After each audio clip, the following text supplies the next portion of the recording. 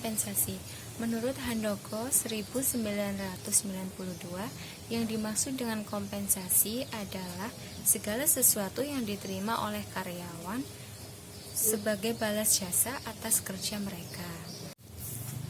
Kemudian Tohardi 2002 mengemukakan bahwa kompensasi dihitung berdasarkan evaluasi pekerjaan.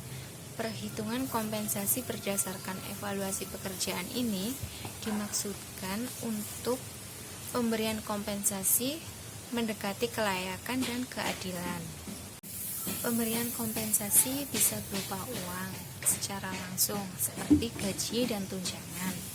Kemudian pemberian kompensasi berupa uang tidak langsung seperti macam-macam asuransi atau jaminan kesehatan. Contohnya itu jaminan kesehatan.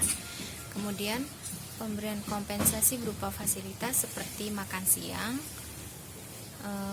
fasilitas perumahan, dan lain-lain.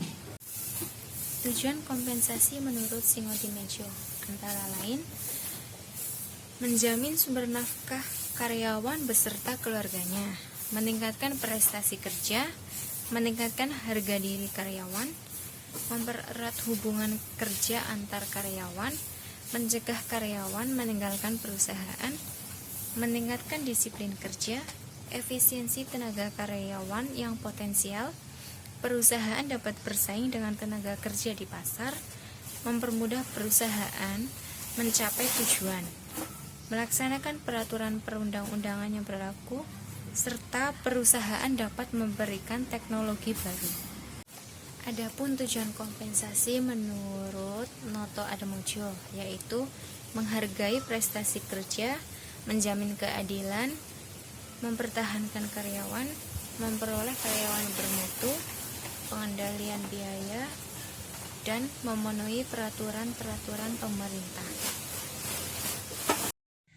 Faktor-faktor kompensasi menurut Malayu Hasibuan, dia memaparkan faktor-faktor yang mempengaruhi besar kecilnya kompensasi itu ada 10. Yang pertama adalah penawaran dan permintaan kerja. Jika penawaran lebih banyak dibandingkan lowongan kerja, maka kompensasinya kecil, akan tetapi jika penawaran lebih sedikit dibandingkan lowongan kerja, maka kompensasinya besar. Yang kedua adalah kemampuan dan kesediaan instansi. Jika instansi memberikan pembayaran besar pada kemampuan, maka tingkatan semakin besar. Yang ketiga adalah serikat buruh atau organisasi instansi. Jika serikat buruh semakin kuat, maka itu akan mengakibatkan kompensasi yang semakin besar. Begitu pula sebaliknya. Yang keempat adalah produktivitas pegawai. Di sini dijelaskan jika produktivitas pegawai itu baik, maka kompensasinya yang akan diberikan oleh instansi besar. Begitu pula sebaliknya. Yang kelima adalah pemerintahan dengan undang-undang Kepres.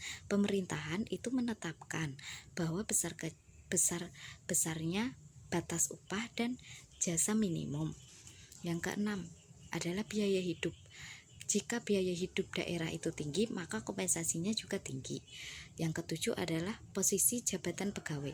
Nah, di sini dijelaskan posisi jabatan pegawai itu juga mempengaruhi kompensasi yang besar. Semakin tinggi jabatan pegawai, maka semakin besar pula kompensasi yang akan diperolehnya. Yang ke-8 yaitu pendidikan dan pengalaman pegawai. Jika pendidikannya semakin tinggi, maka pendidikannya semakin tinggi dan pengalaman kerjanya juga banyak, maka kompensasi yang akan diberikan itu juga besar. Yang ke-9 adalah kondisi perekonomian nasional. Di sini saya menangkapnya bahwa jika negara yang maju itu maka kompensasinya besar, akan tetapi jika negara yang kurang maju itu akan mendapatkan tingkatan upah yang rendah karena banyaknya pengangguran. Yang ke-10 adalah jenis dan sifat pekerjaan. Jika pekerjaan mempunyai resiko yang sangat besar, maka akan diberikan dengan kompensasi yang besar karena membutuhkan kecakapan dalam mengerjakan.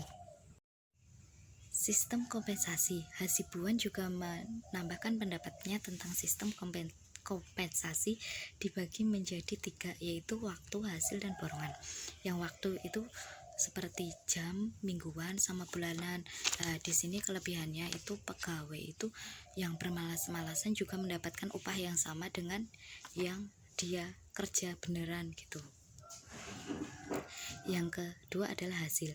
Banyak yang dikerjakan selama waktu pengerjaan. Jadi kayak target gitu loh. Terus kelebihannya di sini memberikan kesempatan pegawai yang yang sungguh-sungguh dan berprestasi. Jika dia berprestasi dan sungguh-sungguh, maka dia akan mendapatkan kompensasi yang besar. Yang ketiga yaitu borongan. Nah, di sini menetapkan upah dengan besarnya jasa yang berdasarkan volume kerja. Penetapan kompensasi sistem borongan cukup rumit, sehingga mendapatkan kompensasi yang besar atau kecilnya tuh tergantung sama kecermatan atau kalkulasi mereka.